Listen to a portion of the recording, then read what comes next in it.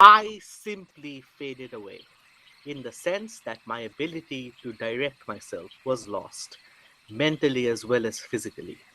Not only was I physically anesthetized, I was in a mental state that separated me from myself so completely that I had no way to filter my emotions or most immediate reactions, nor could my personality initiate anything.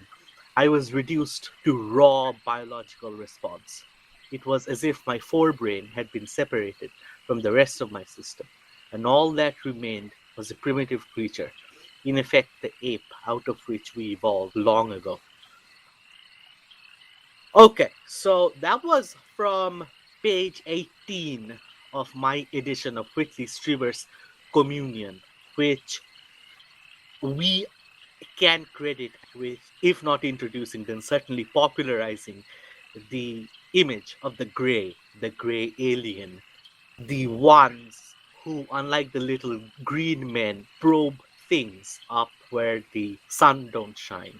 And with that, I would like to introduce everyone back to Isildur's Shack. I believe we are in episode 8 now, and we're coming back. We're reconvening after a very long time. My co host, Sterilian, who is with us tonight, Mm-hmm. Hi. and I were both busy with IRL stuff. Sterilian was doing his masters, and I was busy with my PhD. Not that my PhD is done yet, but And he was held back by his own crushing obesity.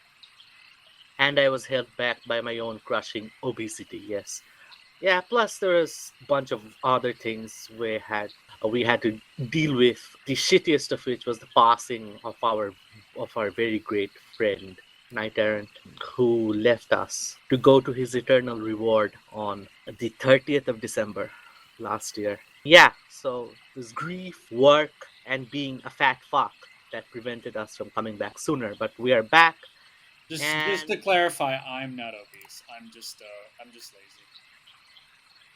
yeah, okay. Um, lazy. we'll be talking about with our guest, Sarkar Menji. Hey, it's me, Serp Kerp. I usually talk about kind of like peak oil or political stuff on my channel, but I'm a very big fan of the spoopy, and I'm happy to be talking about the spoopy today here. Yeah, Sarp has watched Children of the Corn many, many times. So, backstory: one time, Trillian was like, I don't know why, but he was like, "We need to watch Children of the Corn," and I'm like, "Are you sure about that, bud?" And he's like, "Yeah, I want to watch it." By the way, he doesn't watch very many movies, and so we like got into the first 10 minutes, and he's like, "This is awful, isn't it?" And I'm like, "Yes, it is." And he's like, "Can we stop?" And I'm like, "You have to pay for making me watch this. We're going to watch the entire thing to teach you a lesson." Yeah, very Uh, bad movie. yeah. It was also This played is by the main character was played by like someone of a growth hormone deficiency. Like, Oh man, yeah, he's up gay now. yours, Malachi. Yeah, he's gay now. this was I think about as bad as the time when I made Sterilian watch Roadhouse, and it was so bad that I ended up abandoning him. And Yeah, Roadhouse is one of the greatest films ever made. it's what are you This talking? every time I get like very sick, I watch Roadhouse, and it has like medicinal purposes. Are you serious? Yes, I am like that is one of my top 10 favorite films. see, man of culture. Okay, we will never Yeah. even begin to come When it close comes to. to Menji's film taste, this guy is an absolute man of culture. Like he is, it's beyond description. I do have a letterbox, by the way, under Serp Curb. You guys can see the trash and how I rate it. Based. I did watch all four of the films that are based on Whitley Strieber's work for our Whitley Strieber episode. But we'll talk Yeah, about that at the end of the episode. yeah. Okay, so here's what this return episode is going to be about. We will be talking about Whitley Strieber, whom I will leave Sir to introduce.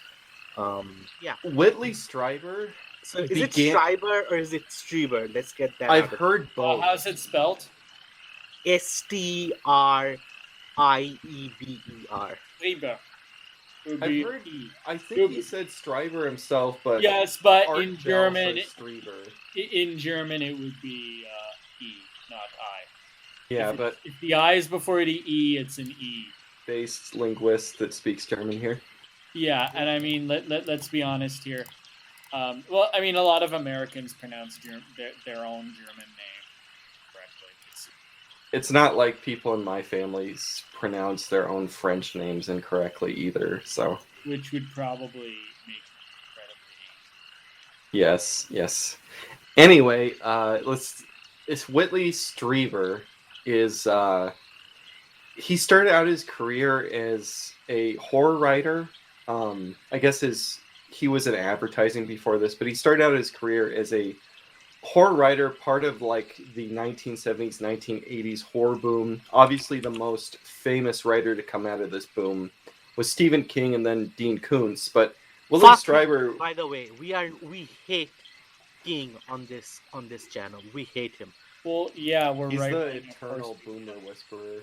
Yeah, fuck him. I mean, that guy is probably a satanic pedophile. Just saying. Anyway. Wait, really? Okay. We will discuss this. Let's put a pin in this because we are going to have to discuss this later on in this episode. But no, please. Okay. Please. Basically- No, it's really simple. He depicts a gangbang of priests. Okay. Later. Okay. Okay. I just want to get it out of the way because that's all there is to it. Oh, okay. Go on then. Yeah. So Whitley Strieber became a noted novelist of horror films in the late 1970s, early 1980s, two of which have become films, both Wolfen and The Hunger. He also wrote the horror novels Black Magic and Night Church. And then eventually, though, he would come to have, or revealed to have had throughout his life, what he believes to be as experiences of the paranormal of so-called visitors, including blue dwarfs, mantid aliens, or UFO knots, or as he uses, visitors, and greys, which visited him, I believe, throughout his life, which he became aware of in 1985, 1986. Yeah. And that led to the publication of his most seminal work, Communion, which is, to this day, one of the most important works in the history of UFOlogy. Deeply influential.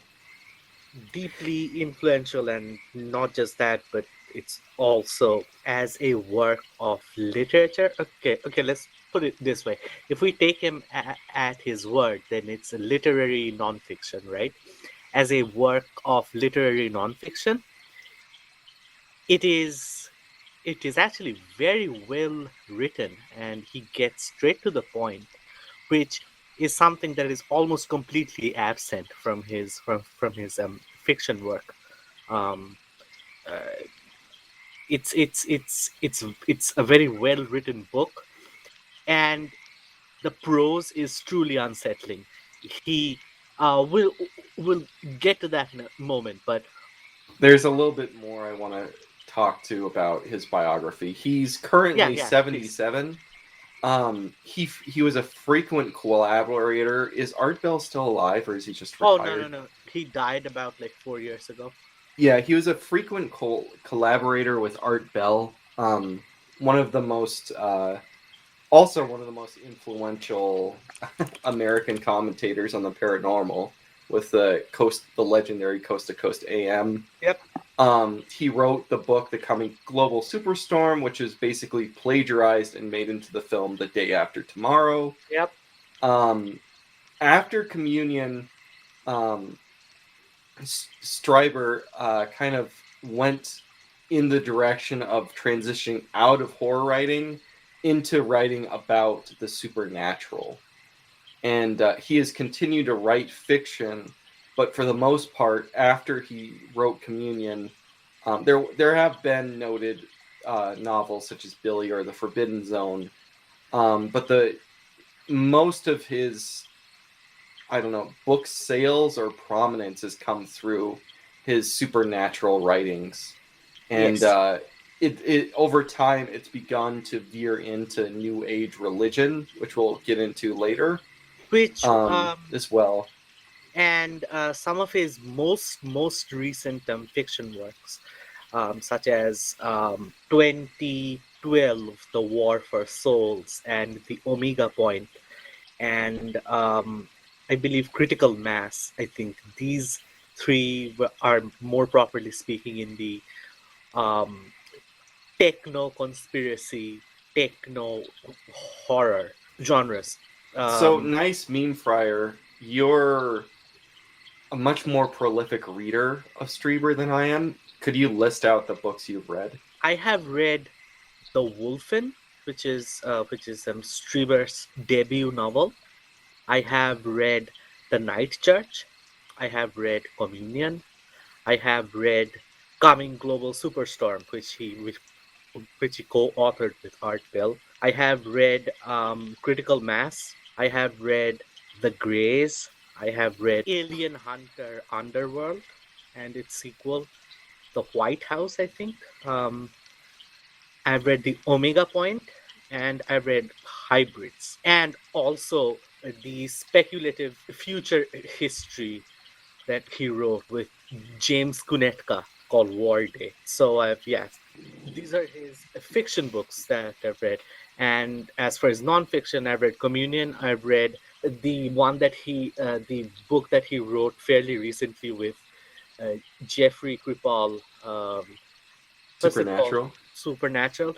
And I have just begun to read his book on Jesus Christ. I believe it's called Jesus: A New Vision. Yes. I've only read Communion and Jesus: A New Vision. And Trillian, what have you read? I've read nothing at all. I'm just here Based to red moderate pill. the autism. Based red pilled. I don't read Yeah. this kind of nerd shit. Yeah. Just yeah. reads Lord of the Rings over and over and over again, and occasionally the history of the Holy Roman Empire. Yeah. Yeah. Lately, I've just been playing with Lego. So Since Nice Meme Fryer, you're a lot more kind of aware of his fiction work. Could you Uh-huh. speak on that briefly before we talk about Communion? Okay.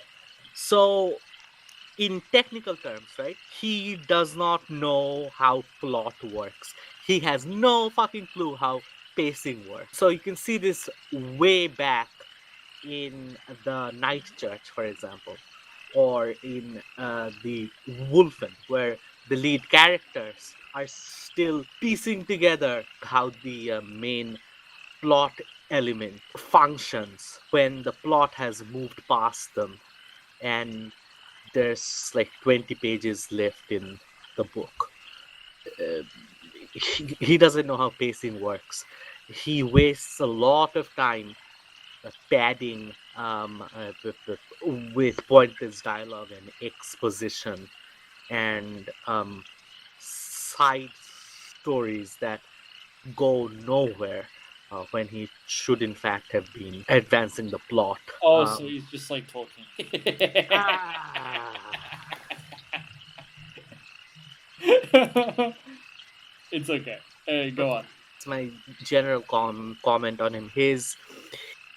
He understands atmosphere, but he's not very what's the TV tropes expression? Yeah, he's not very genre savvy, right?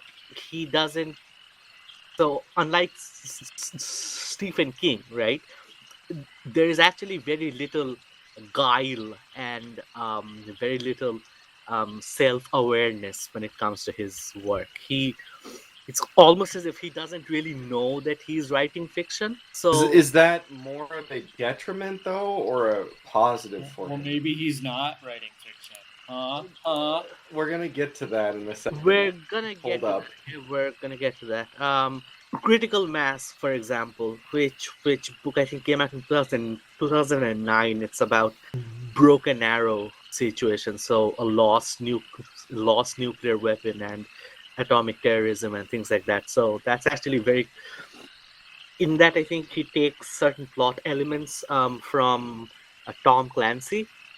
So the pacing there is much more conventional than in, let's say, um, the Omega Point, which is an insanely more schizo book about the 2012 Mayan calendar, or the Night Church. Finally, enough, since we're talking about, or since we spoke briefly about Stephen King and his love for sexual uh, deviance. The middle schoolers running a train, like several male middle schoolers running a train on a female middle schooler. So Whitley Strieber seems to think that the Catholic Church believes that mouth stuff is okay. Premarital mouth stuff. That is, I think, if I remember correctly, a crucial plot point in the Night Church. Because we're going to talk about Jesus: A New Vision as well. It's worth noting that everybody on this podcast is Catholic, and we Yeah. try to uphold Catholicism. Whitley Strieber kind of has this like weird love-hate relationship with being raised Catholic, and he calls himself a Catholic, but he clearly is extremely heretical. He's a Catholic in the same way that Scorsese's a Catholic. Oh, Mhm. much worse. Much worse. Much worse. I mean, Scorsese. I don't believe Scorsese shows evidence being mind raped by aliens or demons or whatever. He is actually much more crude. He's a much cruder version of David Lynch. Let's put it that way. Okay, he's the poor man's David Lynch. Okay, We're gonna have to describe. We're gonna have to do an episode. I don't know if you can describe fiction to novels to film. I don't know if that goes direct to direct with David Lynch. I He think means I he means can, in as because much I have- as both have been mind raped by demons. Oh, okay. I can, because haven't you heard? This is called synesthesia. That's not what synesthesia is. I know. Let's go on. Let's go on. I know, dumb fuck. I was making a joke. Anyway, can we? So, you're basically what you did is just shat on him as a fiction writer. Yet you said you read 10 of his fiction novels. What keeps you coming back then? It's pretty much exactly the same thing that made me come back to what's his name, Dan Brown. I have read all of his books, and I despise and loathe him. Okay, I know the faith of my father, which I rejected signally by becoming Catholic. Right, I know it better than most Hindus know it. So yeah, you can tell that I'm a glutton for punishment. Okay.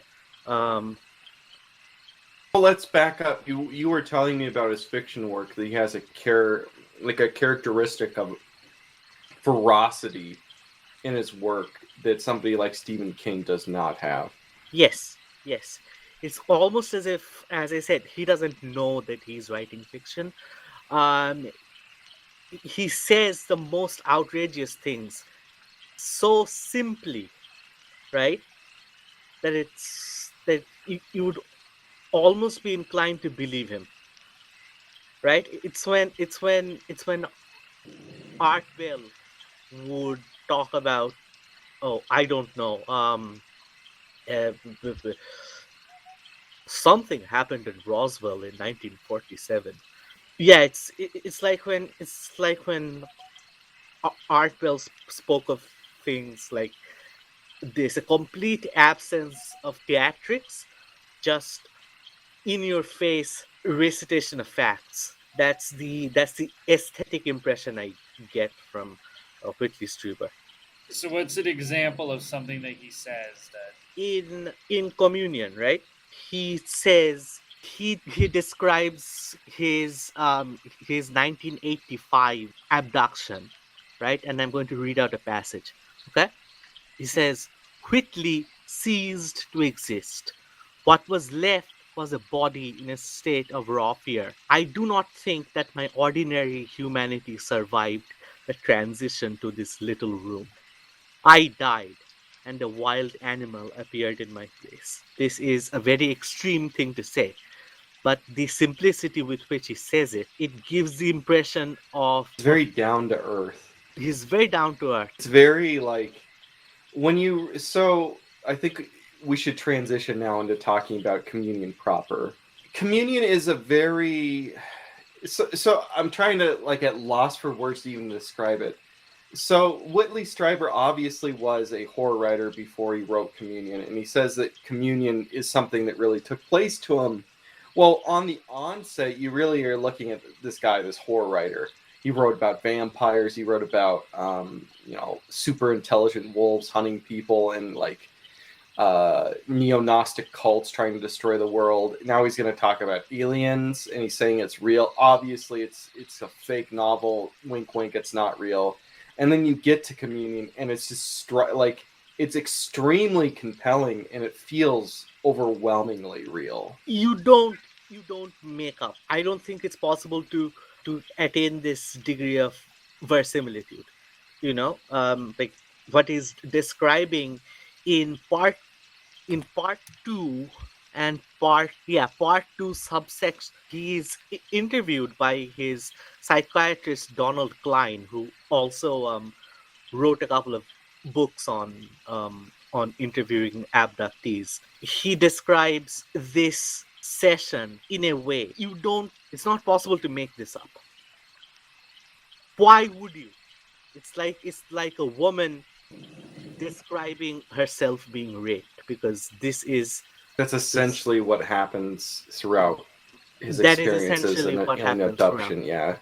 Yeah. And he, from my understanding, he first thought that he was raped, and that his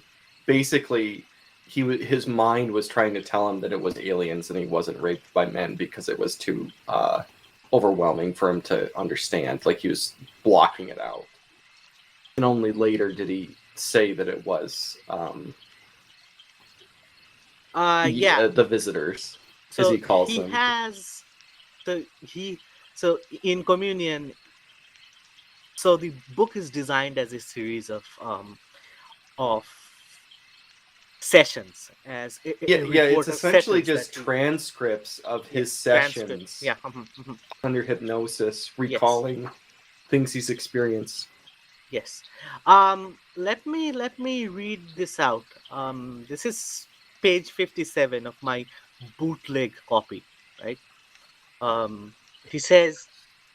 He describes one of the visitors that he sees. I see him coming over to the bed. He looks mean. He is little, goes up to about the top of the lamp, so about 3.5 feet. He is looking down at me. He's got eyes, big slanted eyes. So are aliens Chinese? Is that what he's saying? Anyway, he has a bald head. He's looking down at me. He has got a ruler in his hand. It has a tip of silver. He touches me. I see pictures. I see pictures of the world just blowing up. I see pictures of the whole place just blowing up when he touches my head with this thing. Jesus, it's a picture of like a whole big blast, and there's a dark red fire in the middle of it, and there's white smoke all around it. And then the visitor says to Strieber, he says, that's your home. That's your home. You know why this will happen. To which Strieber says, I know why. Why don't you like me?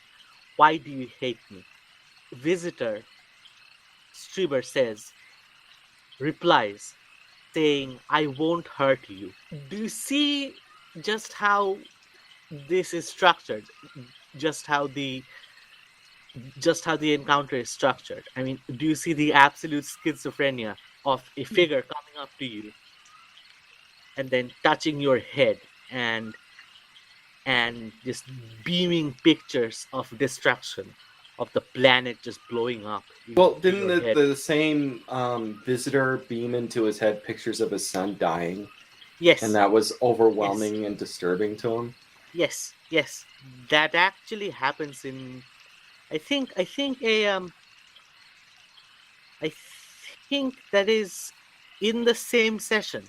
That I believe is in the same session. So this is the session of October 4th, 1985, which is when he first had this experience for the first time. Um, the intensity of Strieber's experiences would seem to indicate that he wasn't fibbing, because what kind of sick man Describes in detail his own rape for fun. describes describes in detail his own rape, and is is so consistent that that that is precisely how it happened, right? And then he describes the death of his son and nuclear war. Now, yeah, sure, you can say that James Cameron did the same thing, and he made a couple of movies about it and made a fuck ton of money. But uh, but James Cameron never said what Whitley Strieber said, and quote, "There's something else in there too that's all jumbled up. If maybe a fear so terrible that I cannot even make heads or tails out of it, even under hypnosis." So something that's interesting about Communion is that at the preface of the novel, he just says, "I don't know if anything that I'm going to tell you in this book happened." That's kind of interesting as well, is that he even questions himself as a narrator of what occurred. Yeah, he's there's an almost helpless quality to what he says. Like he doesn't really know what's going on. He doesn't quite understand what he has been through. So it's actually no surprise at all that we don't understand that we don't really have a firm guide as to how to um, as to as to how to deal with this, right? Um, so what do you think happened, sir? What do you think happened? So it's very interesting because, as far as Communion, he seems to believe not in the traditional extraterrestrial hypothesis for his visitors. He postulates numerous hypotheses, and including stuff like the Fae. But after reading through Communion and watching a similar film about an abductee's experiences, which is called Love and Saucers, Uh-huh. I'm actually very strongly starting to believe that the abductees are victims of demonic oppression. Numerous elements of demonic oppression seem to be similar to the experience of an alien abduction, including like phantom pains. Various alien abductions also appear not to occur physically. Uh-huh. If this makes sense, they We seem are to going be to we are visions going that to are materially discuss impossible. we're going to discuss this the indefinite physical nature of this in a moment, and I would like to hold on to that. But I Mm-hmm. think in terms of genealogy, Whitley Strieber's Communion is a very important watershed, because prior to that, right, you had movies and books like The Day the Earth Stood Still. Um, uh, b- b- it starred Michael Rennie. Came out in 1951, where benign aliens, benign space brothers, right? Well, I mean, even up to that boring as hell Steven Spielberg film in '77, Close Encounters is a Third yes. Kind. Oh no! Even later than that, E.T. the Yeah, Extraterrestrial. E.T. as well. Yeah. Yeah. It's benign, beautiful space brothers who who who are here to save the planet or to transport the hippies off to a better world, right? This is almost a countercultural, atheistic version of the rapture, right? Well, I mean, the Relian religion is this countercultural sex cult based around alien abductions, and they abduct you to have sex with you, right? Yeah, that's that. I think marks the marks the transition. I think that begins to follow the transition brought about by Whitley Strieber's book because it was a really big deal when it came out. Strieber made a lot of money when Well, his book I came out, think right? to this day it is the most widely written ufology book. Yeah.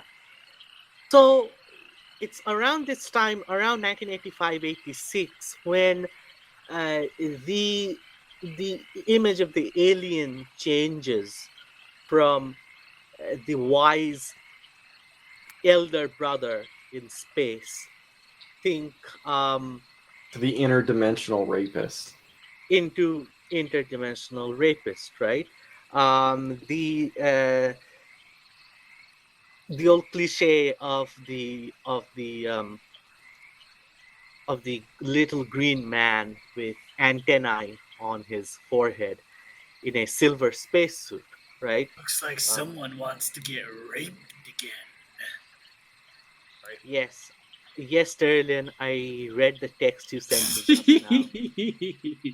Yeah, so Terlian just texted that He the wants to make some hand banana references in the middle of like uh, talking about demonic oppression, apparently. yeah. Okay. Sorry. Um. So so um. So do you guys remember the little alien thing that comes from the future in the Flintstones and Oh Jetsons? I'm yeah, forgetting yeah.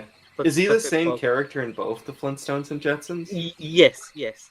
So imagine something like that changing into a gray skinned, gigantic, slanted, lidless, reptilian eyed gray, right?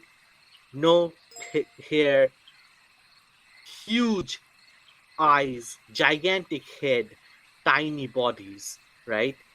Um, Jacques Vallée described the image, which which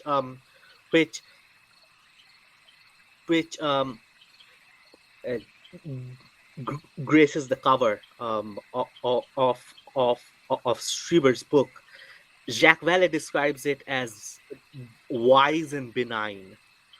Okay, I find it spooky as fuck. It's one Well, of the isn't most. the painting the very cover of the book has resulted in numerous people like the release of the book culminated in like many people reporting that they had abduction experiences from um, From Grace. looking that, yes, Yes, it's so strange and so fascinating. I, This picture, to some extent, that kind of supports the idea of demonic oppression, right? Because in a yes. sense, it's like a demonic image. It's like This an is idol. this is in John Mack's book, which is called Abduction. Which so John Mack is a psychiatrist or a psychologist. I forget which, who published reports of his cases that dealt with alien abductions. One of them quite specifically said um, uh, uh, that that this person that he got abducted shortly after he read no he watched a TV show made on Whitley Strieber's book, right? um So um, it's a I I don't know if the image if the image of on the cover is is a deliberate demonic invocation. I don't know. I'm not accusing Strieber of. Ted Seth Jacobs is the painter. Okay, well, yes, Either I'm not. one. Yeah, I'm not accusing either of them of giving us a cursed talisman, right?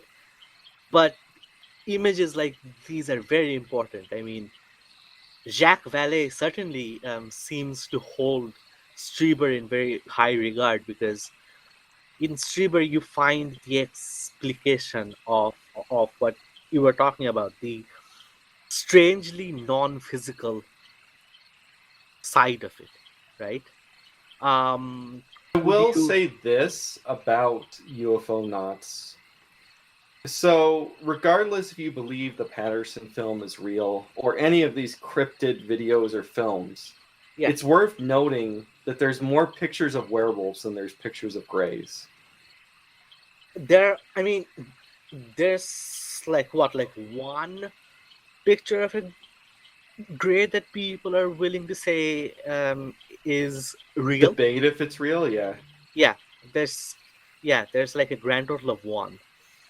Okay, so could you try to tell us a bit about the non-physical nature of both the crafts and the experience? I mean, well, not exactly the non-physical nature, but um, Well, okay, the for yeah instance, the like when Strieber physically. talks about being on a train as a child Yeah, and being abducted, and so like it's very common for these people to have abduction experiences. The Travis Walton case, which was made into Fire in the Sky, is very famous, right? This guy goes into yeah, rural Arizona and then he gets pulled up by a spaceship, right? That's what we think of. It's in the middle of nowhere in yeah, Montana or Nevada or Arizona or Colorado, right? Skinwalker yeah, Ranch. But yeah. like a lot of abductee cases occur in like urban city, like highly populated population centers, and like they'll occur like with Strieber, right? It will occur in his home, and his wife won't be aware of it.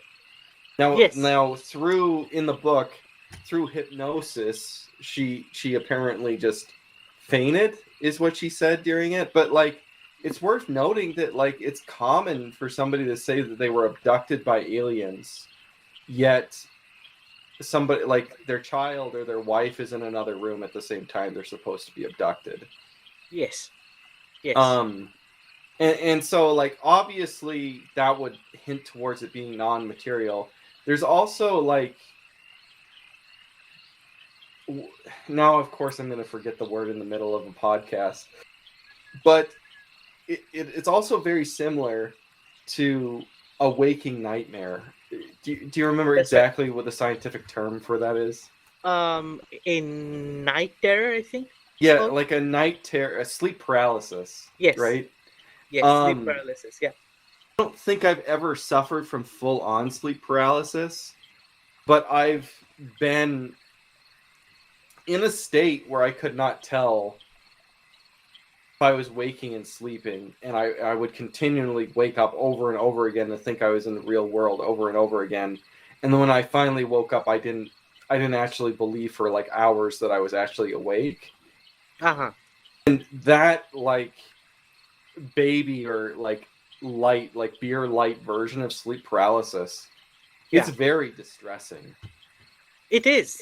It is. Which is why it's not surprising at all that almost every single person, every single case study, um, in John Mack's book shows signs of long-term trauma. It's like alien PTSD. I mean, should be noted, if we haven't said this before, that most abduction cases usually involve either rape or torture. Yes, this is true. This is true.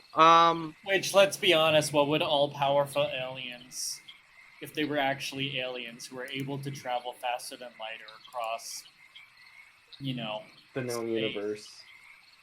what would they really want to? Why would they want to? Why would they come down to shove shit up your ass and make you scream over and over and over again?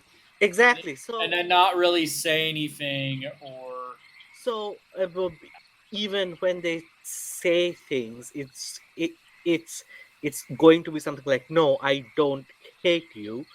5 minutes after showing you very vivid images of the death of your son and the destruction of the planet. What the fuck does that? What the fuck does that mean, right? I mean, Mm-hmm. Well, so another book I would reference, and why I believe like it's so similar to oppression, is the book Demonic Foes. And something that's really interesting is that Greys or other UFO nuts that abduct people, they often make predictions that are untrue. And demons often, when somebody's oppressed or communicating with demons, they often make predictions that are untrue. And demons will often say things. I believe what's common right now is for demons to tell oppressed people that they're communicating with, to tell them that God and the devil no longer want to be at war with each other or have some kind of peace treaty, and now there's universal salvation or something like of that manner. yeah. And so, like, Um. Greys By will the way, often communicate with people and tell them that the Earth is going to be very soon be destroyed because of climate, because of pollution or something like that. It's pretty common. yes, that is actually not only is that common, but I think it was probably Sidney Sheldon who wrote a book about UFOs. The only one that he wrote about, in fact, regarding this topic, that showed exactly the same thing, like where the plot followed exactly the same thing. Um, what's I think it's called the Doomsday Conspiracy, I believe, the name of the book. Um, oh, yes. It is in fact called the Doomsday. It is in fact called the Doomsday Conspiracy. Uh, and it's a more adult take, a more adult take on basically the plot line of the day the Earth stood still. Now, regarding the question, what could aliens possibly want to learn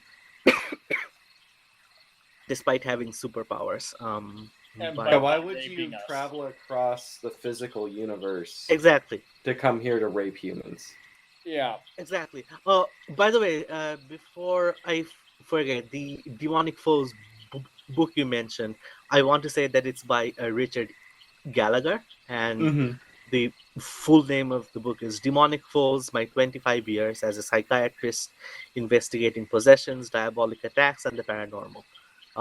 I have it open right now. It is another one of those like insanely important books. This You get is it on this. Kindle. Hmm? You get it on Kindle. Yeah, no. I'm sure it was a pretty big release. It has an audiobook version. Yeah. Okay. Hey, go on, guys. Sorry. I will say this, I know this makes me sound like a small brain person, but I prefer to go on walks on my lunch. And when I do that, I listen to audiobooks. Whitley Strieber's audiobook version of Communion is narrated by him, which gives it a great amount of power when he's narrating his own rape by aliens. Yeah. Um. So one of the reasons why I think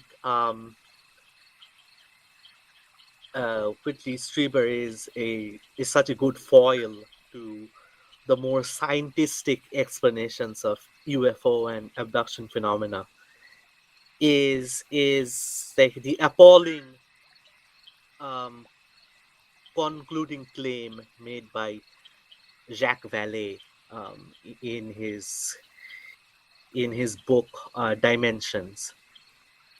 He says he says um, that the UFOs and the aliens are part of the control system for human evolution, right? So this researcher, who is what in his like 90s now, Is Valet in his 90s? probably, yeah. Um, he he questions the dominant myth. 83. Okay, well he is such a clear-headed thinker, and he values objective knowledge of these things, insofar as objective knowledge is possible at all, since the entire subject is so completely murky, right? It's so sad when you see someone of his towering intellect say things like abduction phenomena i- is involved in controlling the direction of human evolution. Why? Could you guys explain just what Jacques Vallée's overall thesis is, just to clarify to everyone? I mean, can you put his overall thesis into words in a paragraph? Um. I think I So could do it. Okay, go ahead if you can do it. I find His it overall difficult. thesis is that the thesis that aliens are, physical beings from another planet doesn't really make much sense. And so in his book Passport to Magonia, he looks at phenomena throughout multiple across cultures, abduction phenomena, lore about fairies and stuff like that, and then he concludes that these are not aliens; these are beings from another dimension who take various forms depending on the superstitions or predispositions of the era in order to mess with people. these are two. Later on, he did say he believes that they're conscious entities that are trying to deliberately influence human evolution and belief systems, including religion. Yes, this is something that Eric von Daniken believed in, the guy who wrote The Chariots of the Gods. It's like one of the most retarded things to come out of the 70s, right? Uh, Eric von Daniken. yeah. Um, eh, eh, so, what you said, Terlin, is a good summary, but it captures only 2 points of his 3 point um, ex- explication of what the entire phenomenon is about. You said that, yeah, these are these are paraphysical things, right?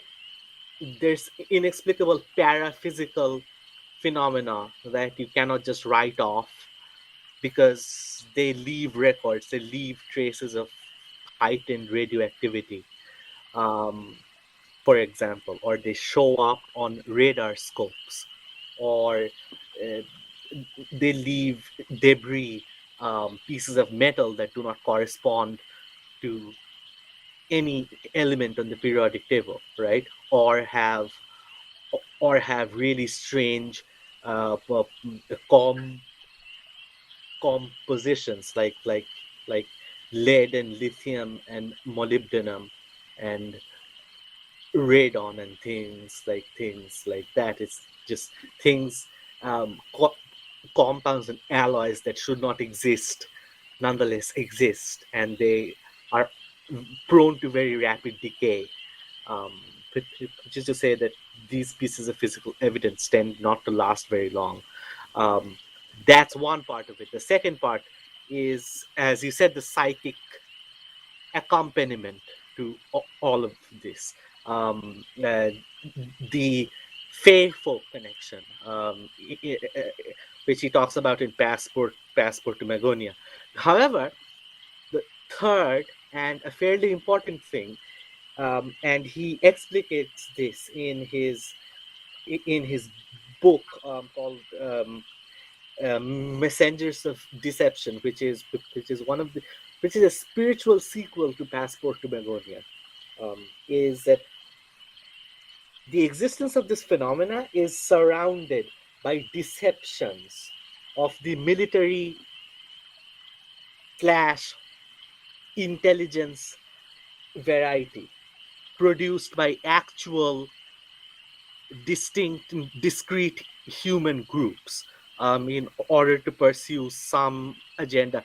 Charles Upton wrote a very interesting book that I haven't had time to read yet. It's called The Alien Disclosure Deception. It came out just like last month. Um, and I will take a look at this. So when we do a follow-up episode, I'm going to discuss that. Um, with Serp if he wants to come on Yes, again I'm up to talk about ufology basically any day. based. Um, so what's the number three about? What's the third point about the existence of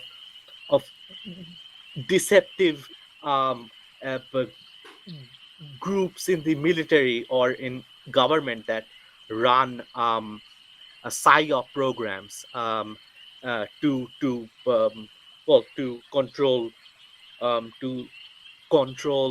public opinion. So what's that about? Do you guys think? So I personally, and this is kind of my view over everything in the political realm, is that I don't believe that governments generally are competent. So I actually think that the US military has actually been very forthright with ufology and is not really hiding anything at all. And any kind of cover up is actually to cover up the fact that they don't know what it is. Mm-hmm. So I actually think that Project Blue Book and any other further, because it's not very centrally directed now, but the U.S. military seems to be again researching UFOs, and there's the disclosure stuff that's talked about constantly now because of these releases of videos, but the public is completely doesn't care anymore right now. But I think that the military has no idea what's going on, and that any kind of obscuring that is just to try and not make themselves look incompetent. Uh-huh. Uh-huh. Interesting. So again, I know what you guys think of Seraphim Rose, okay? Yeah, he was a former fudge backer. Then he became some sort of orthodox monk. But some of his insights on the UFO phenomenon are very He 1980s. was But a very intelligent yeah, man. Go. yeah. So the reason I bring him up is he and I copied this out because I want to read it out. Um, this is from uh, this is from Orthodoxy and the Religion of the Future by Seraphim Rose, page 130. Again my um, bootleg PDF. He ascribes a far more potent um, and malicious intent um, to the government and military shenanigans around UFOs. What he says, and I quote, he says, an important clue to the meaning of these engineered scenes may be seen in the observation often made by careful observers of UFO phenomena, especially um, in cases of close encounters of the third kind, that is, sightings of sentient aliens and contactee cases, that they're profoundly absurd, or they contain at least as much absurdity as reality. Individual close encounters have absurd details, like the four pancakes given by a UFO occupant to a Wisconsin chicken farmer in 1961. More significantly, that the encounters themselves are strangely pointless, without clear purpose or meaning. A Pennsylvania psychiatrist has suggested that the absurdity present in almost all UFO cases is actually a hypnotic technique. This um, this this psychologist said, quote, "When the person is disturbed by the absurd or the contradictory, and their mind is searching for meaning, they are extremely open to thought transference, to receiving psychic healing, etc." Unquote. Um, and end quote. What he seems to be pointing at is the phenomena of the projection of subliminal contradiction. The individual is exposed to two mutually incompatible bits of information lacking context, right? Um, and this process differs um, a conclusion or a closure of some kind. So you have masses of inexplicable data being fed to the individual, which promises the possibility of a rational explanation, but don't really allow it. It's a very subtle form of psychic torture. It drives the mind to exhaustion, and um, it often tempts people into subscribing to a metaphysical overlay, which I have detected is common to most UFO believers of the kind that Whitley What do you mean Strieber by belongs overlay? to. So what I mean to say is that Whitley, so the human mind, right?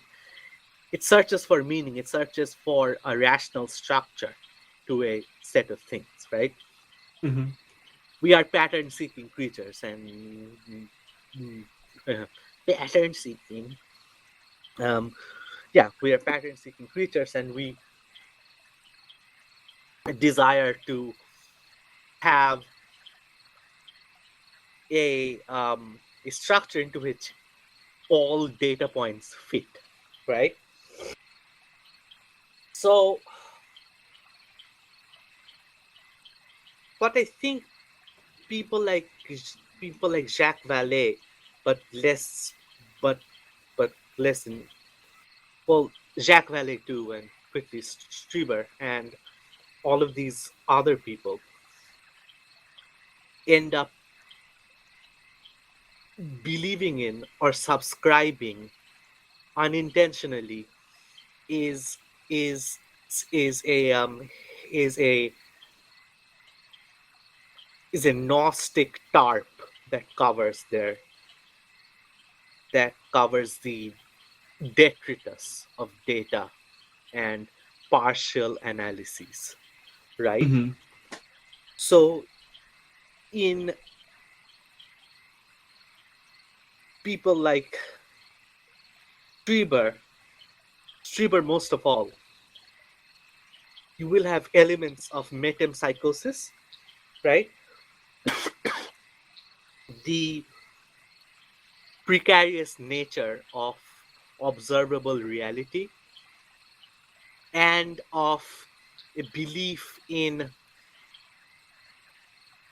a Gnostic promise of power.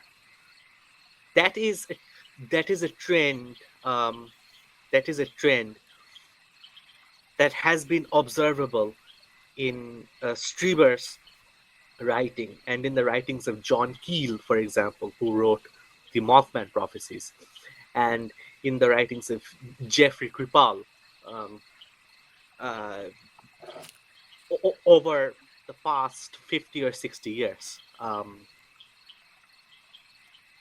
It's implicitly present also in um, in finally enough, the guys who the Heaven's Gate cult. I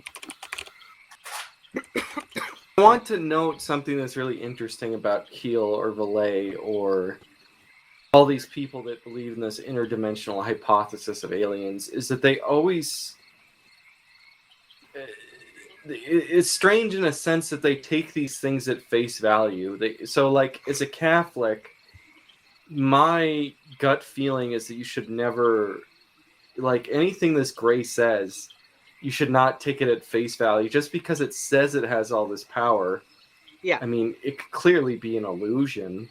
It's just yeah, saying that. yeah. Just because a demon says that God, like, it's more powerful than God and God is just a lowly angel, that is no, like, right. Or like the Gray says whatever powers he has. Just Yeah. because they say they have these powers, why would you think that they do? It's the answer to that, I think, is the same as what you'll get if you ask me or if you ask Sterling why people get tattoos. Right? It's because the vast majority of people are borderline tards, right? And mongs. So um, people aren't really very smart. So the reason I bring up the Heaven's Gate cult is when they committed suicide, they all castrated themselves. The male members, at least. No, yeah, It wasn't all of them, but it was a great chunk of them. yeah. Okay. Well, a great chunk of the male members had cut off their male members. Sorry, I just had to say that. But Well, apparently, one of them had a botched castration, and then Applewhite said that it was no longer mandatory for them, and then they stopped getting castrated. yeah, so they believe that it's interesting because they think that um, that that what they believe in is more important than the preservation of the integrity of the human form, right? Um, they abandon their humanity, they abandon their human form, they try to betray the human archetype. Um, and what they desire instead is is is really one of the very basic temptations of any left hand path. And not that I'm saying these people are willingly um, um, uh, Adherence to the left-hand path of occultism. yeah, I'm just saying this is a very common Gnostic temptation, right? In order to break away from the human limitations, um, is a very common Gnostic temptation indeed. And I don't really know why um, the Gnostic overlay is present uh, so relentlessly in these people. But I think this is as good an occasion of any to segue into what what's this guy's name? Yeah, Strieber's uh, religious beliefs are, especially He, his book before on we talk Christ. about Jesus, his book Jesus, I want to get back to why I think Okay. a little bit Yeah. more on why oppression might be Yeah. Yeah. apparent with a lot of demonic.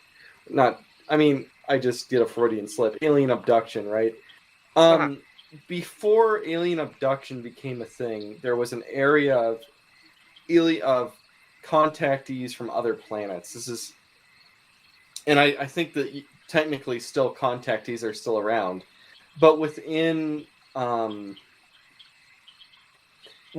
the New Age movement or the Western occultism movement at that time, Mm-hmm.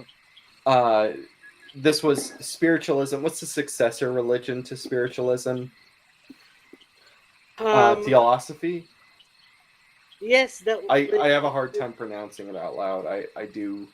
This is such a Theosophy. great podcast to make. We have a non-native English speaker and another English speaker, which both have stutters and speech problems. Yeah.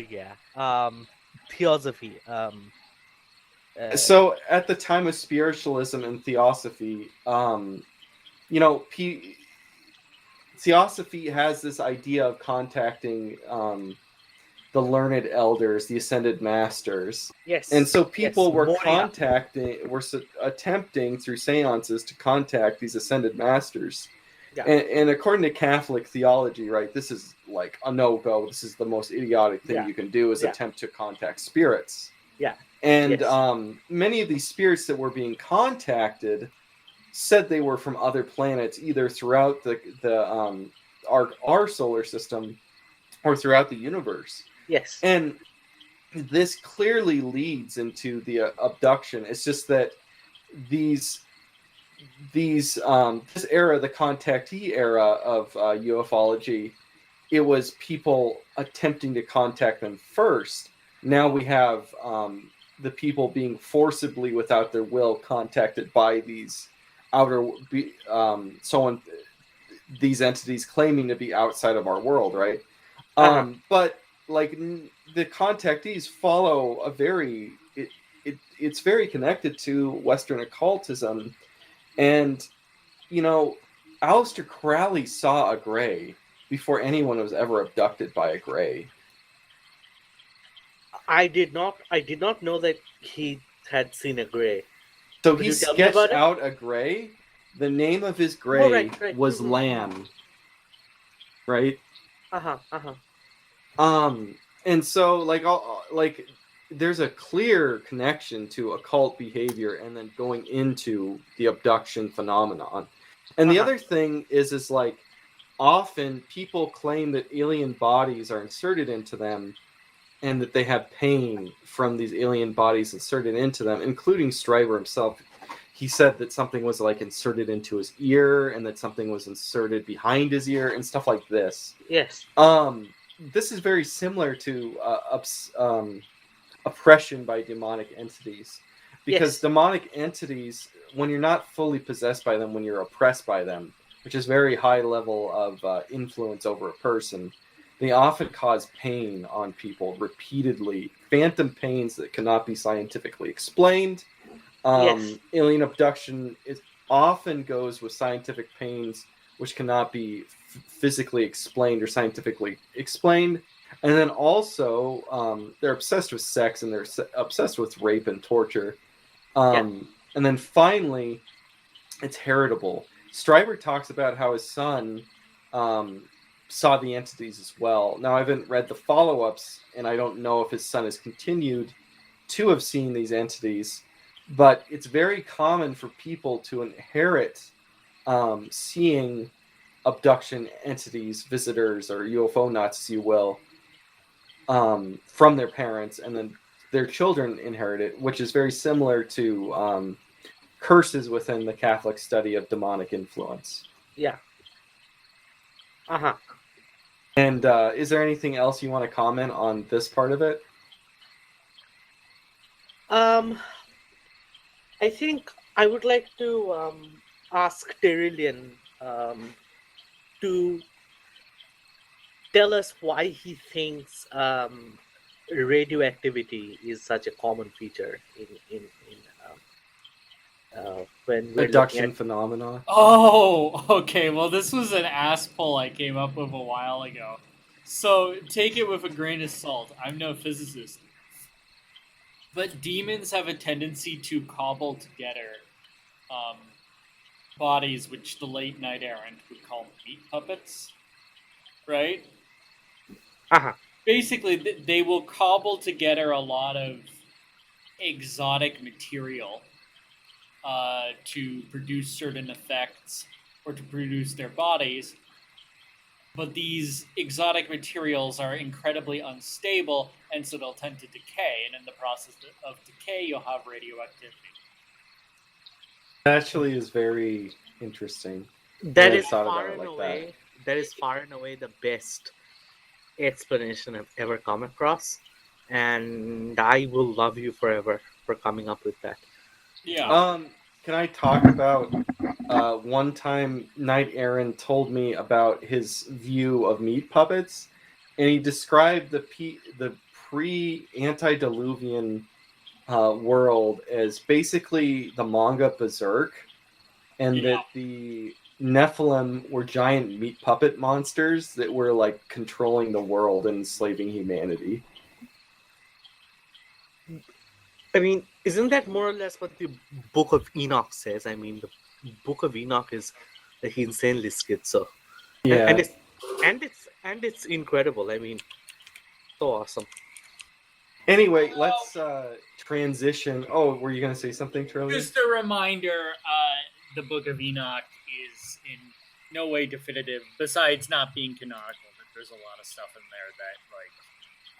Well, You it can't. says that, I mean, it believes in astrology and the influence of constellations spiritually on people, right? Yeah, like, it's good fan fiction, but it really shouldn't be taken as more than that. There is certain apocrypha is kind of, it has tradition in it, like Mhm. the Gospel of Pilate or Nicodemus. Yeah. Yeah. Yeah. But those, but in that sense, they're really just parasitic on sacred tradition. Yeah. Mhm. We're not But getting it from there. They're getting It's not. us. It's not. It doesn't hold weight as inspired scripture, but it is worth reading. Uh-huh. Yeah, no, it definitely does not hold weight as inspired. Yeah. Yeah, so basically it's like the supplementary material that comes with the game. So It's like with what do you call it? It's like the pencil scratchings of Tolkien on napkins. yeah. Yeah, the stuff that he would change his mind about all the time. It's like the Um phone calls or off the cuff conversations. with Gary Gynax. with the Pope, yeah, yeah, yeah. You know what? In terms of magisterial authority, it's papal bulls versus um airplane interviews. You know? Oh gosh. So, how far did you get in Jesus: A New Vision? Um let's see, let me open up. Jamie, pull up my Jesus book. Okay, let's see. So, while you're doing that, I just want to say, I wrote both of you guys a text message about this Jesus book as I was on the verge of finishing it. Uh-huh. I described the book as this: a schizo combo of Bart Ehrman, Jesus is the magician theory, and Christ myth theory. He says that Christianity is wrong, but Jesus' miracles did occur, but the true God is not actually the Holy Trinity. Instead, he advocates some kind of weird New Age light worship, and that Jesus' real message is actually contained within the pseudo-Gnostic texts of the Gospel of Thomas and the Gospel of Mary. And for instance, he says that the highest level of like spiritual attainment is found in sex, and then he just goes off on how evil Christianity is for like repressing human sexuality and like my oppression of women and patriarchy and stuff like that. Yes, and then he goes on and talks about like the most dumb, like Constantine created the Catholic Church, stupid, like, and he stands for both the Gnostics and the Arians. It's just all over the place. It's just a schizo mess. Like he talks about like somehow the Sphinx in ancient Egypt. He talks about how it was created before Egyptian civilization. He talks about how like all the original monotheistic religions, Egyptian monotheism, and like Zoroastrianism and Judaism are all talking about the same thing, and how the sun is like a sentient entity and stars are sentient entities and light is like a divine being. And he like talks about how Jesus was the bastard son of Mary, and how Mary could possibly have been like a temple prostitute. Just all over the place, just crazy blasphemy, schizo, in that like he literally will say that the Shroud of Turin is inarguably real and proof that Jesus's miracles did take place, but yet constantly shits on Christianity and especially Catholicism. It's just like, and he has this very mechanistic view, this very new age view of like humans can do magic and like Jesus is a magician theory and stuff like that. Is he something of a materialist magician, as C.S. Lewis would describe it? No, it's very unclear if he believes that Jesus had metaphysical powers or his magicianship. He rides the fence hard on whether Jesus's miracle cures are psychosomatic in nature or if he actually had mystical powers. But at no point Yeah. does he say that Jesus is the Son of God and the Trinity is the true God. But he also, like, it's very new age in the idea of Jesus was an enlightened man and we can become like Jesus, but Christianity is this oppressive, dark religion of evil. Man, libs always make us sound a lot cooler than. I know, right? Well, in our outline, I basically, like, one of the things I wanted to say is that why would you want to believe in such a middle tier, dumb, stupid thing? Like, it's so much cooler and it makes so much more sense if, like, Christianity is true than, like, Jesus does have powers, but, like, he's not right because I like to have sex. Well, not exactly the same because he is very self-contradictory. I'm going to read out something from the Omega Point, which I think was written like a couple of years before. You know, the fact that it's. God, was he a Teilhard de Chardin fan? It seems like it. Because I mean, the Omega Point is something he gets from him. Yes, which is another completely retarded guy. The, Chardin, he was the hack of hacks. Okay, like, he was the godfather of all hacks. If you think Peter Griffin's a hack, you should look at Teilhard de Chardin. Like, Or, you know, you probably shouldn't because, you know, he's seductive of simple minds. and he's almost certainly possessed. I mean, he was almost certainly possessed. Now, Malachi Martin said that, look, I know you don't really respect Malachi Martin all that much, Terlian, but I have my own reasons for trusting what he says. Sure, not some of his more obvious confabulations, but he did, I believe, know for a fact that Teilhard de Chardin had repented of his errors before his death. because he knew he did meet him in like the early 70s, like a week or so before he died. So he's one of the he's one Anyway, of the let's last. go back to the book, The Omega Point. I'm sorry for derailing. Yeah, no, that's it's fine. So there's a lot of conflation, right? A lot of conflation that um, that Whitley Strieber um, uh, uh, seems to fall prey to. This is from the Omega Point, and I quote: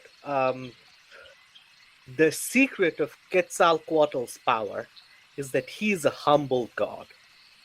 In many stories and religious traditions, and even in the science of the lost world, this time had been predicted."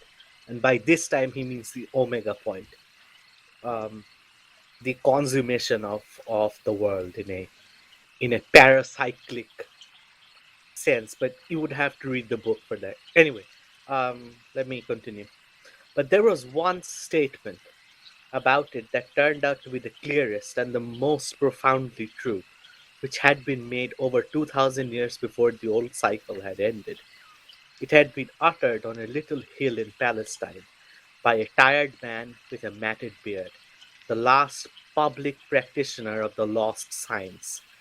He was an itinerant Jewish carpenter and sometime preacher who had met an old Egyptian priest who had given him white powder gold of the true form, confected at one of the great time temples, all of which were dedicated to Hathor.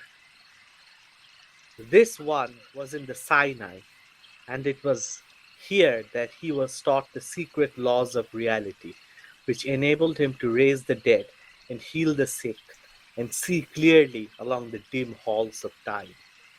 He had gone far in his studies and seen much, and so it was that there came a day when he saw a chance to speak a sermon that would contain the deepest human meaning that there is. So he set forth, in a few hoarsely shouted verses on a hot afternoon, the whole journey of the human soul and the inner meaning of mankind. In that sermon was contained the most important prophecy ever made. 10 words shouted out while people ate and chatted and listened with the same casual wonder they might give to a bird of surpassing voice or a street corner mountebank with a deck of cards. After he had been speaking for a while, he saw that he was not gaining their undivided attention, and he therefore tried this. "Blessed are the poor in spirit, for theirs is the kingdom of heaven." He had shouted it at them, but still there was little attention paid. What did it mean anyway? They did not understand that he spoke not of the spiritually impoverished, but of those who share in spirit the suffering of the poor and give of themselves to lift others. He tried again, crying out, "Blessed are they that mourn, for they shall be comforted." This had immediately regained the attention of the crowd. In that hard era, when the Jews were chained to the Roman yoke, there was not one of them who did not have reason to mourn. So he had what he needed, the crucial moment of attention, into which he would utter words that would define a future that was still over 12,000 years away. He cried out, "Blessed are the meek, for they shall inherit the earth." That had brought silence and questioning glances, then a confused murmur. Soon after, he had gone down and taken a meal of bread and oil and some thick wine. Nobody had recorded the words, but they had stayed in many hearts, and in time were given to the ages. Okay, so what do you make of this? I don't know. Sounds like he's inserting a lot of his own fantasies into the Sermon on the Mount. Yep, He he talks a believed. lot about how the Beatitudes are he basically says the Beatitude's good in Jesus, and says that like everything else is trash. And like I said, he says that the real message of Jesus isn't like, he doesn't talk about how the mass resurrection or Jesus being the true incarnation of the one true God and the fulfillment of the Jewish law. All this stuff that Jesus talks about and the final judgment, all that is not Jesus's real message. Jesus's real message is the parables, but only the versions in the Gospel of Thomas and the Beatitudes. All that other stuff where Jesus talks about his own divinity is not reliable, because that's a stumbling block. That's too much. Because then that means that Jesus's morality is like important, right? Yeah. So one of the really insane things is he believes in monoatomic gold. Do you know what that is? No. Okay, so monoatomic gold is one of these. It's one of these.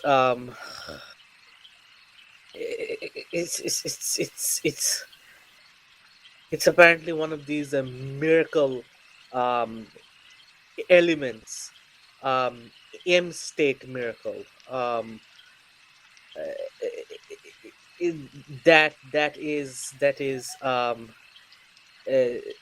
that is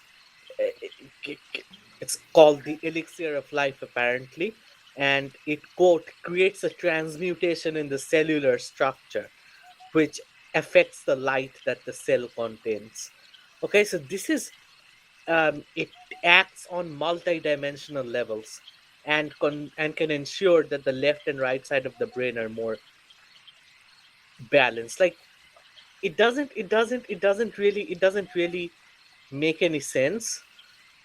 Okay, um, but Whitley Strieber believes that Jesus uh, he was given white powder, M state gold or something, um, uh, which he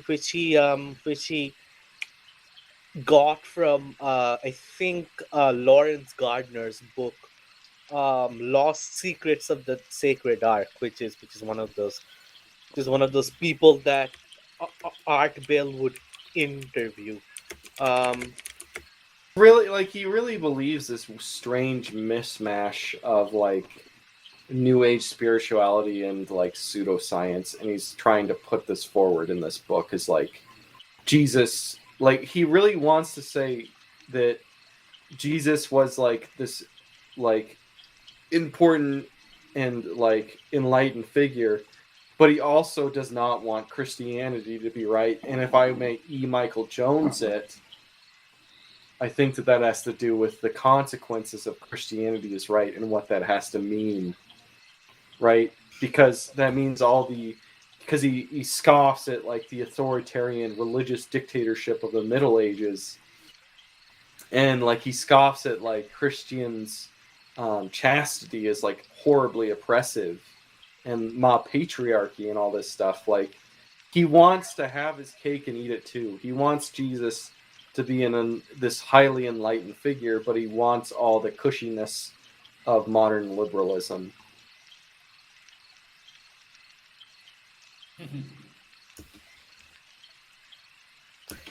it's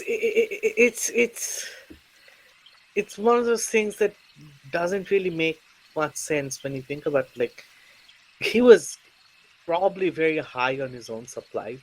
It's like the Da Vinci Code, but he gave it with a lot of. Well, It's he's like picking and choosing between like standard Bart Ehrman's like stuff and like zeitgeist tier Jesus mythism. But Jesus is real, but like the Christian religion is a ripoff of Mithraism.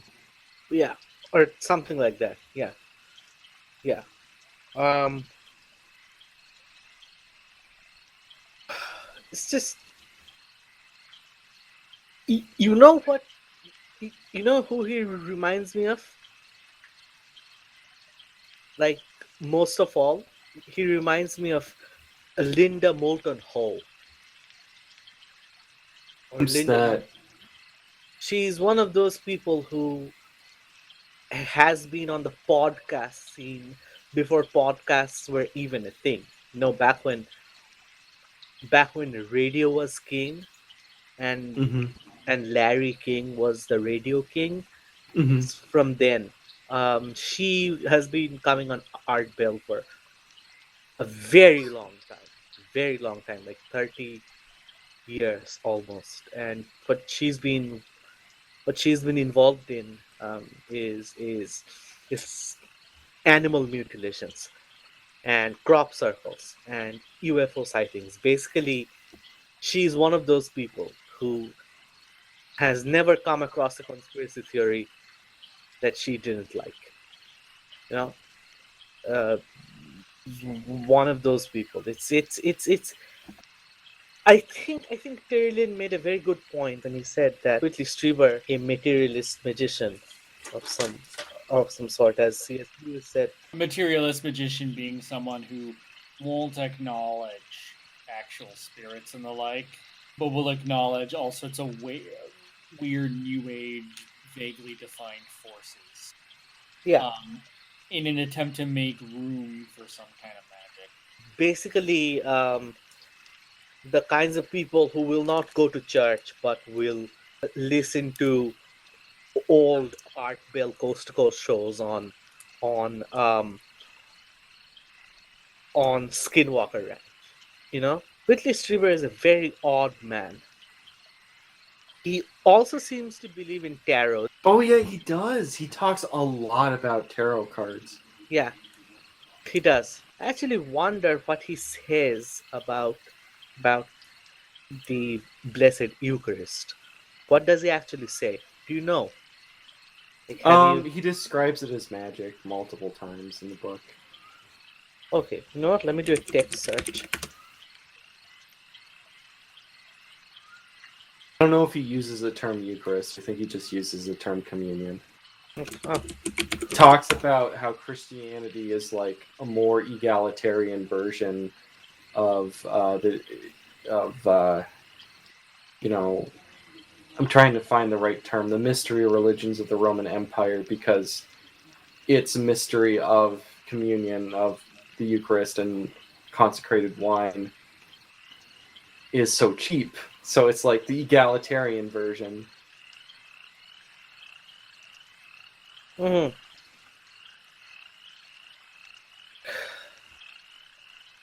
So I think I think we have reached the point where I believe we have spoken enough. No, we haven't. Or We need to talk about the movies.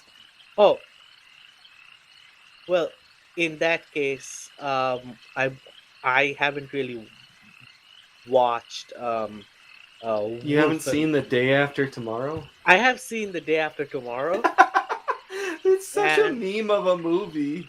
it's one of those like, inexplicably popular movies, right? I mean, It's like something I hate watch. So I'm from Montana, right? Like, there's literally a part where all these people, I would assume that New York is cold enough that people should know better. But, like, the black police officer is just like, come on, everybody. We need to leave a secured area in the middle of a horrible blizzard. Let's go. And then all these people leave and walk into a blizzard, and then they all die. Anyone that has ever lit, tropical people know that you don't run around in a typhoon. Like, I don't know. It's just it's a fun movie. um,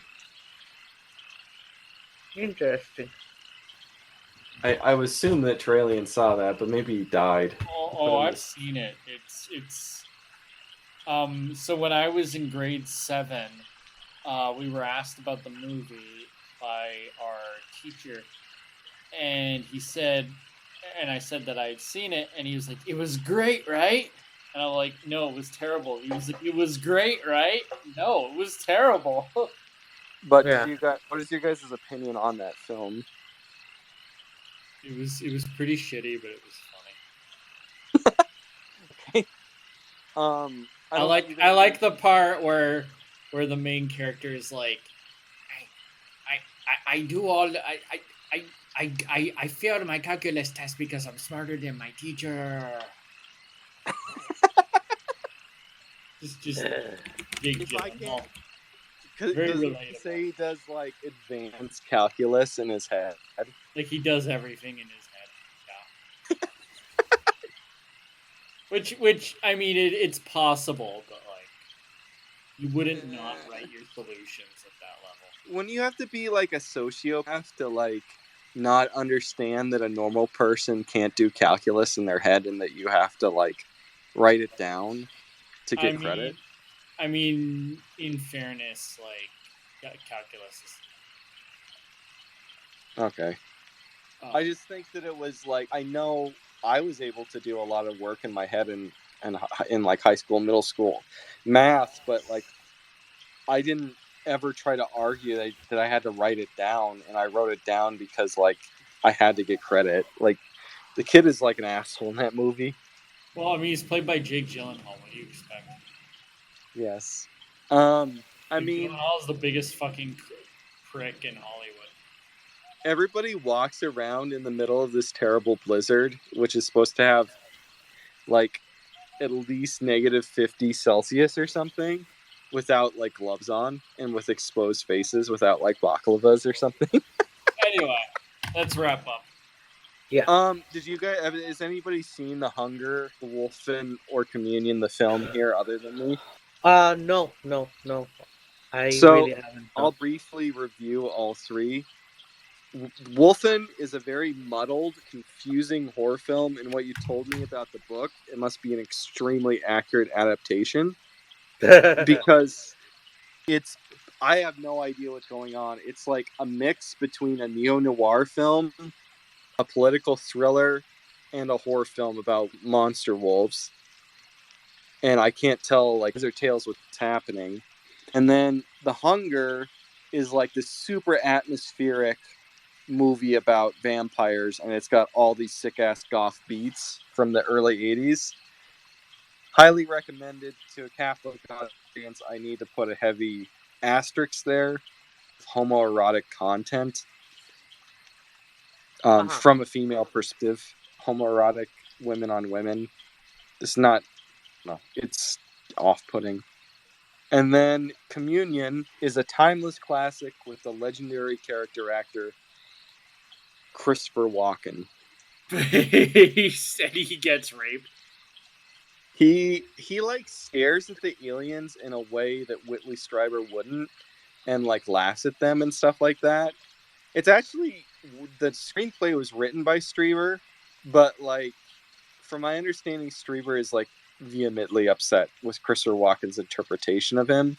And I've heard rumors that like Christopher Walken acted super Chad to Strieber and was like, Strieber was like, "You make me look like a crazy person," and he's like, "Well, if the glove fits." What a fucking king. Anyway, It's time to sign off. Yeah. So, if you find a gray in your living room, make the sign of the cross, and it will probably go away, because I don't think I've ever really come across any accounts of actual faithful Catholics or whatever coming across, well, having these things. It's mostly just people of indeterminate faith that these You things know what happen. this episode should be called? Demonic Anal Probe. Okay, yeah. Okay. Yeah. Demonic anal probe. Okay, great. Good night, Brain, everyone. big brain. Night, Okay. night. Okay, night, guys, and we'll see you again soon. Very soon, actually. Well, we have an episode on 19th century fashion. Yes, with a femoid. I just wanted to put this out first because there's no way we're coming back from the hiatus with a femoid on. So yeah. She's been on Big before. brain. She's nice. See you guys. Yeah, see you guys.